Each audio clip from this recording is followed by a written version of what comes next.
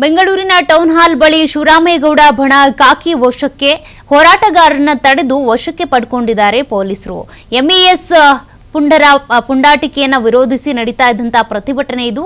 ಅವರ ಪ್ರತಿಕೃತಿ ದಹಿಸೋದಕ್ಕೆ ಅಂತ ಪ್ರಯತ್ನ ಪಟ್ಟರು. ಅಷ್ಟೇ ಅಲ್ಲ, ಅವರ ಅಣಕು ಶವಯಾತ್ರೆ ಮಾಡೋದಕ್ಕೂ ಕೂಡ ಪ್ರಯತ್ನ ನಡೀತಾ ಇತ್ತು. ಈ ಸಂದರ್ಭದಲ್ಲಿ ಕೆಲವು ಕಾರ್ಯಕರ್ತರನ್ನ ವಶಕ್ಕೆ ಪಡ್ಕೊಂಡಿದ್ದಾರೆ ಪೊಲೀಸರು. ಟೌನ್ ಹಾಲ್ ಬಳಿ ಶಿವರಾಮೇಗೌಡ ಬಣದಲ್ಲಿದ್ದಂತ ಕಾರ್ಯಕರ್ತರನ್ನ ವಶಕ್ಕೆ ಪಡೆದಿದ್ದಾರೆ ಪೊಲೀಸರು. ಬಸ್ಸಲ್ಲಿ ತುಂಬಿಕೊಂಡು ಹೋಗ್ತಿದ್ದಾರೆ, ಅವ್ರನ್ನೆಲ್ಲ ವಶಕ್ಕೆ ಪಡ್ಕೊಂಡು.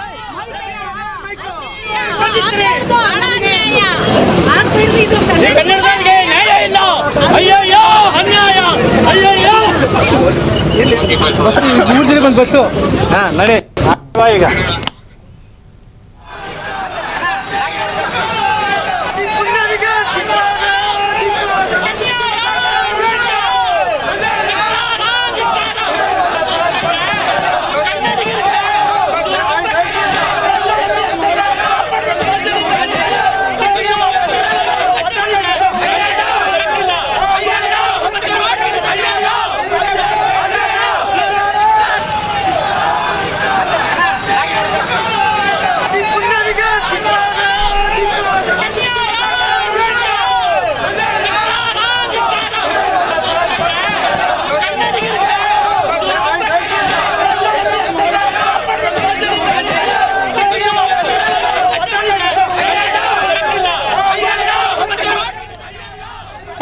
ಟೌನ್ ಹಾಲ್ ಬಳಿಯ ಪ್ರತಿಭಟನೆಯ ದೃಶ್ಯಗಳನ್ನ ನೀವು ಗಮನಿಸ್ತಾ ಇದ್ದೀರಾ.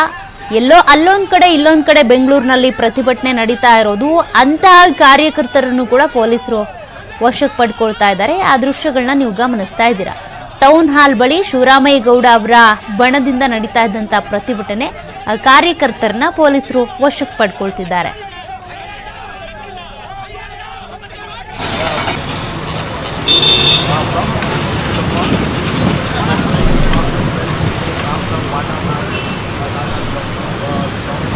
ಟೌನ್ ಹಾಲ್ ಬಳಿ ಯಾವ ರೀತಿಯಾಗಿ ಪೊಲೀಸ್ ಬಿಗಿ ಭದ್ರತೆ ನಿಯೋಜನೆಗೊಂಡಿದೆ ಅದೆಲ್ಲದನ್ನು ಕೂಡ ನೀವು ಗಮನಿಸ್ತಾ ಇದ್ದೀರಾ. ಅಲ್ಲಿಂದ ಪ್ರತಿಭಟನೆ ಶುರುವಾಗಿ ಫ್ರೀಡಂ ಪಾರ್ಕ್ವರೆಗೂ ಕೂಡ ಪ್ರತಿಭಟನೆ ಮಾಡ್ತೀವಿ ಅಂತೇಳಿ, ಅಂದರೆ ಮೆರವಣಿಗೆ ಮಾಡ್ಕೊಂಡು ಹೋಗ್ತೀವಿ ಅಂತ ಕೆಲವೊಂದಿಷ್ಟು ಬಣಗಳು ಇಲ್ಲಿ ನೆರೆತಿದ್ವು. ಸದ್ಯಕ್ಕೀಗ ಕೆಲವರನ್ನ ಪೊಲೀಸರು ವಶಕ್ಕೆ ಪಡ್ಕೊಂಡಿದ್ದಾರೆ. ಇನ್ನೇನು ಬಿಸಿಲು ಎಲ್ರಿಗೂ ಕೂಡ ಚುರುಕು ಮುಟ್ಟಿಸುತ್ತೆ. ಆ ಸಂದರ್ಭದಲ್ಲೂ ಇದೇ ರೀತಿ ಪ್ರತಿಭಟನೆ ಮಾಡ್ತಾರಾ ಮಾಡಲ್ವಾ? ಈಗ ಪೊಲೀಸರ ನಿಯೋಜನೆ ಭದ್ರತೆ ಅಂತೂ ಹೆಚ್ಚಾಗಿ ಕಂಡು ಬರ್ತಾ ಇದೆ, ಅದನ್ನು ನೀವು ಗಮನಿಸ್ತಾ ಇದ್ದೀರಾ. ಬಟ್ ಬೆಂಗಳೂರಿನಲ್ಲಿ ಖಾಲಿ ಹೊಡೆಯುವಂಥ ವಾತಾವರಣ ಏನಿಲ್ಲ. ಜನಜಂಗುಳಿ ಹಾಗೆ, ಬಸ್ ಓಡಾಟವೂ ಹಾಗೆ ನಡೀತಾ ಇದೆ. ಆಟೋ ರಿಕ್ಷಾ ಇರ್ಬೋದು, ಕ್ಯಾಬ್ಗಳು ಎಲ್ಲವೂ ಕೂಡ ಹಾಗೆ ಯಥಾಸ್ಥಿತಿಯಲ್ಲಿ ಓಡಾಡ್ತಾ ಇರೋದು. ಮುಖ್ಯ ರಸ್ತೆಗಳ ವಿಜುವಲ್ಸನ್ನೇ ನೀವು ಗಮನಿಸ್ತಾ ಇದ್ದೀರಾ. ಮುಖ್ಯವಾಗಿ ಟೌನ್ ಹಾಲ್ ಇರ್ಬೋದು, ಮೆಜೆಸ್ಟಿಕ್ ಇರ್ಬೋದು, ಅದೇ ರೀತಿಯಾಗಿ ರೇಸ್ ಕೋರ್ಸ್ ರಸ್ತೆ ಇರ್ಬೋದು, ಅಲ್ಲಿ ಚಿಕ್ಕ ಪುಟ್ಟ ಪ್ರತಿಭಟನೆಗಳಷ್ಟೇ. ದೊಡ್ಡ ಮಟ್ಟದಲ್ಲಿ ಅಲ್ಲಿ ಬಂದ್ ಆಗ್ತಾ ಇಲ್ಲ. ಬಂದ್ ಬಿಸಿ ಅಂತೂ ರಾಜಧಾನಿ ಬೆಂಗಳೂರಿಗೆ ತಟ್ತಾನೇ ಇಲ್ಲ. ಮೊದಲೇ ಒಂದು ರೀತಿಯಾಗಿ ಆರೋಪ ಇದೆ, ಬೆಂಗಳೂರಿಗರು ಯಾವತ್ತೂ ಕೂಡ ಪ್ರತಿಭಟನೆ ಬಂದ್ ಅಂತ ಬಂದಾಗ ಸಪೋರ್ಟ್ ಮಾಡಲ್ಲ, ಅವ್ರ ಪಾಡಿಗೆ ಅವ್ರು ಇರ್ತಾರೆ ಅನ್ನುವಂಥ ಆರೋಪ. ಅದಕ್ಕೆ ಪುಷ್ಟಿ ಕೊಡೋ ರೀತಿಯಲ್ಲೇ ಇವತ್ತಿನ ದೃಶ್ಯಗಳನ್ನ ನೀವು ಗಮನಿಸ್ತಾ ಇದ್ದೀರ. ಆದರೆ ಸರ್ಕಾರದಿಂದ ಕೂಡ ಯಾವುದೇ ಬೆಂಬಲ ಇಲ್ಲ ಈ ಪ್ರತಿಭಟನೆಗೆ, ಈ ಕರ್ನಾಟಕ ಬಂದ್ಗೆ. ಡಿ.ಕೆ. ಶಿವಕುಮಾರ್ ಅವರು ಕೂಡ ನಿನ್ನೆ ಹೇಳ್ತಾ ಇದ್ರು, ಈಗ ಮಾರ್ಚ್ ಇರೋದ್ರಿಂದ, ಎಕ್ಸಾಮ್ ಇರೋದ್ರಿಂದ ಬಂದ್ ಬೇಡ ಅಂತ. ಮತ್ತಷ್ಟು ಲೈವ್ ಡೀಟೇಲ್ಸ್ ಕೊಡ್ತಾರೆ ಪ್ರತಿನಿಧಿ ಗಣೇಶ್ ಹೆಗ್ಡೆ. ಗಣೇಶ್, ಈಗಾಗಲೇ ಟೌನ್ ಹಾಲ್ನಲ್ಲಿ ಯಾವ ರೀತಿ ಪ್ರತಿಭಟನೆಯ ದೃಶ್ಯ ಗಮನಿಸ್ತಾ ಇದ್ವಿ. ಕೆಲವ್ರನ್ನ ಈಗಾಗಲೇ ಪೊಲೀಸರು ವಶಕ್ಕೆ ಪಡ್ಕೊಂಡಿದ್ದಾರೆ. ಅಲ್ಲಿ ಹೆಚ್ಚಾಗಿ ಪೊಲೀಸ್ ನಿಯೋಜನೆ ಕಾಣಿಸ್ತಾ ಇದೆ, ಬಿಟ್ರೆ ಪ್ರತಿಭಟನಾಕಾರರೇನು ಅಷ್ಟಾಗಿ ಕಾಣಿಸ್ತಾ ಇಲ್ಲ. ಖಂಡಿತವಾಗಲೂ ಸೌಖ್ಯ. ಟೌನ್ ಹಾಲ್ನಲ್ಲಿ ಕನ್ನಡ ಪರ ಸಂಘಟನೆಗಳು, ಅದರಲ್ಲೂ ಕೂಡ ವಾಟಾಳ್ ನಾಗರಾಜ್ ನೇತೃತ್ವದ ಕನ್ನಡ ಪರ ಸಂಘಟನೆಗಳು ಇಲ್ಲಿಂದ ಬೃಹತ್ ಮೆರವಣಿಗೆಯನ್ನು 11:30 ಸಮಯದಲ್ಲಿ, ಅಂದರೆ ಕೆಲವು ಹೊತ್ತಿನ ಮುಂಚೆಯಿಂದ ಆರಂಭ ಮಾಡಬೇಕಂತ ನಿಗದಿಯಾಗಿತ್ತು. ಆ ಹಿನ್ನೆಲೆಯಲ್ಲಿ ಅವರು ಕೂಡ ಘೋಷಣೆಯನ್ನು ಮಾಡಿದ್ರು. ನಾವು ಇಲ್ಲಿಂದ ನೇರವಾಗಿ ಬೃಹತ್ ಪ್ರತಿಭಟನೆಯನ್ನು ಫ್ರೀಡಂ ಪಾರ್ಕ್ವರೆಗೆ ಮಾಡ್ತೀವಿ ಅನ್ನೋಂತಹ ಪ್ರಕಟಣೆಯನ್ನು ಹೊರಡಿಸಿದ್ರು. ಆದರೆ ಅನುಮತಿ ನೀಡದ ಹಿನ್ನೆಲೆಯಲ್ಲಿ ಪೊಲೀಸ್ ಇಲಾಖೆ ಟೌನ್ ಹಾಲ್ನಲ್ಲಿ ಅವರಿಗೆ ಪ್ರತಿಭಟನೆಗೆ ಅವಕಾಶವನ್ನು ನೀಡಲಿಲ್ಲ. ಅವರಿಗೆ ಫ್ರೀಡಂ ಪಾರ್ಕ್ನಲ್ಲಿ ಆ ಒಂದು ಸಂಘಟನೆಗಳಿಗೆ ಅವಕಾಶವನ್ನು ನೀಡಿರುವಂಥದ್ದು. ಆ ಹಿನ್ನೆಲೆಯಲ್ಲಿ ಇಲ್ಲಿ ಯಾರ್ಯಾರು ಸ್ವಯಂ ಘೋಷಿತವಾಗಿ ಸಂಘಟನೆಗೆ ಬರ್ತಾರೆ, ಪ್ರತಿಭಟನೆ ಮಾಡಲಿಕ್ಕೆ ಮುಂದಾಗ್ತಾರೆ, ಅಂಥವ್ರನ್ನೆಲ್ಲರನ್ನು ಕೂಡ ವಶಕ್ಕೆ ಪಡ್ಕೊಳ್ಳೋದ ಪ್ರಕ್ರಿಯೆ ಆಗ್ತಾ ಇದೆ.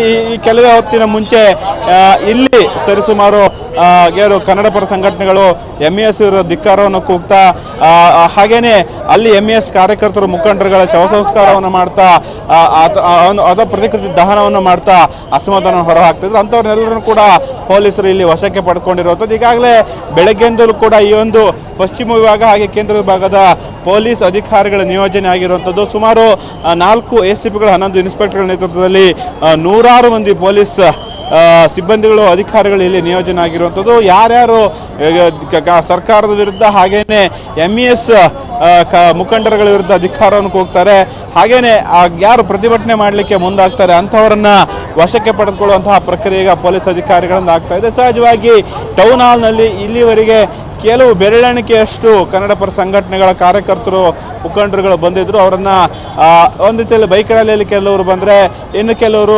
ಪ್ರತಿಭಟನೆ ಮಾಡಲಿಕ್ಕೆ ಮುಂದಾದರು. ಆ ಸಂದರ್ಭದಲ್ಲಿ ಅವರನ್ನು ವಶಕ್ಕೆ ಪಡೆದುಕೊಳ್ಳುವ ಒಂದು ಪ್ರಕ್ರಿಯೆಗಳು ಕೂಡ ಆಯಿತು. ಒಟ್ಟಾರೆ ಅಂತಂದರೆ ಇಲ್ಲಿ ಕೆಲವು ಹೊತ್ತಿನಲ್ಲಿ ವಾಟಾಳ್ ನಾಗರಾಜ್ ಬರ್ತಾರೆ ಅನ್ನುವಂಥ ಮಾಹಿತಿ ಇದೆ. ಆದರೆ ಅವ್ರನ್ನ ಮನೆಯಲ್ಲೇ ವಶಕ್ಕೆ ಪಡೆದಾರೆ ಅನ್ನುವಂಥ ಮಾಹಿತಿ ಕೂಡ ಇರುವಂಥ ಹಿನ್ನೆಲೆಯಲ್ಲಿ ಇಲ್ಲಿ ಇನ್ನು ಯಾವುದೇ ರೀತಿ ಪ್ರತಿಭಟನೆಗಳು ನಡೆಯುವುದು ಕೂಡ ಸಾಧ್ಯ ಇಲ್ಲ. ಯಾಕೆಂದರೆ ಕೆಲವರು ಏನಾದರೂ ಪ್ರತಿಭಟನೆ ಮಾಡಲಿಕ್ಕೆ ಮುಂದಾದರೆ ಅವರನ್ನು ವಶಕ್ಕೆ ಪಡೆದುಕೊಳ್ಳುವಂಥ ಪ್ರಕ್ರಿಯೆಗಳಿಗೆ ಪೊಲೀಸರು ಮುಂದಾಗ್ತಾರೆ ಅಂತ ಹಿನ್ನೆಲೆಯಲ್ಲಿ ಸಹಜವಾಗಿ ಟೌನ್ ಹಾಲ್ನಲ್ಲಿ ಈಗ ಖಾಕಿ ಪಡೆಗಳ ಕಣ್ಗಾವಲಿದೆ ಹೊರತು ಪ್ರತಿಭಟನೆ ಕಾವು ಎಲ್ಲೂ ಕೂಡ ಇಲ್ಲಿ ಕಂಡು ಬರ್ತಾ ಇಲ್ಲ. ಸೌಖ್ಯ. ಓಕೆ, ಥ್ಯಾಂಕ್ ಯು ಗಣೇಶ್ ಡೀಟೇಲ್ಸ್ಗೆ. ಈಗಾಗಲೇ ನೀವು ಬೆಂಗಳೂರಿನ ಟೌನ್ ಹಾಲ್ ಬಳಿ ಯಾವ ರೀತಿಯ ದೃಶ್ಯಗಳಿದ್ದಾವೆ ಗಮನಿಸ್ತಾ ಇದ್ದೀರಾ. ಕೆಲವರು ಪ್ರತಿಭಟನೆ ಮಾಡ್ತಾ ಇದ್ರು, ಆದರೆ ಅವರು ಈ ರೀತಿಯಾಗಿ ಪ್ರತಿಕೃತಿ ದಹಿಸೋದಕ್ಕೆ ಪ್ರಯತ್ನ ಪಟ್ಟಂತ ಸಂದರ್ಭದಲ್ಲಿ ಅಂದರೆ ಟೌನ್ ಹಾಲಲ್ಲಿ ಪ್ರತಿಭಟನೆ ಮಾಡೋದಕ್ಕೆ ಯಾವುದೇ ಅವಕಾಶ ಇಲ್ಲ, ಅನುಮತಿ ಇಲ್ಲ. ಫ್ರೀಡಂ ಪಾರ್ಕ್ನಲ್ಲಿ ಮಾತ್ರ ಮಾಡ್ಬೋದು. ಹಾಗಾಗಿ ಪೊಲೀಸರು ವಶಕ್ಕೆ ಪಡ್ಕೊಂಡಿದ್ದಾರೆ.